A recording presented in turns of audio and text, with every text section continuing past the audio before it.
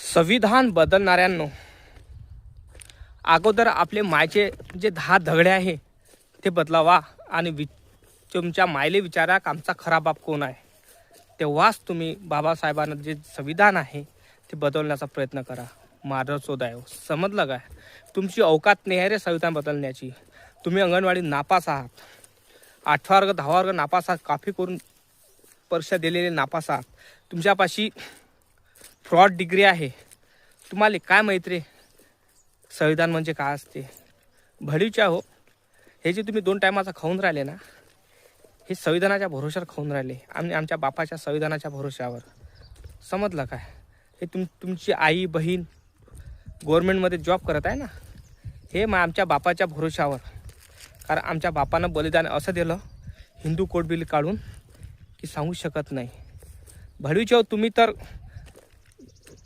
चपराशाची नोकरीला लात नाही मारू शकत. चपराशाच्या नोकरीला तुम्ही लात नाही म्हणणार की चपराशी नोकरी आमच्यासाठी बा गरजेची आहे. पण आमच्या बापानं कायदा मंत्रीचा राजीनामा दिला होता. समजलं? कायदा मंत्रीचा, मंत्रिपदाचा. आजकाल लोक तर तुम्हाला माहीत आहे भडवीचे आहे हो, खुर्चीसाठी किती बोंबलते, खुर्चीसाठी किती मरमरते, आपली आई बहिणीला सोडत नाही.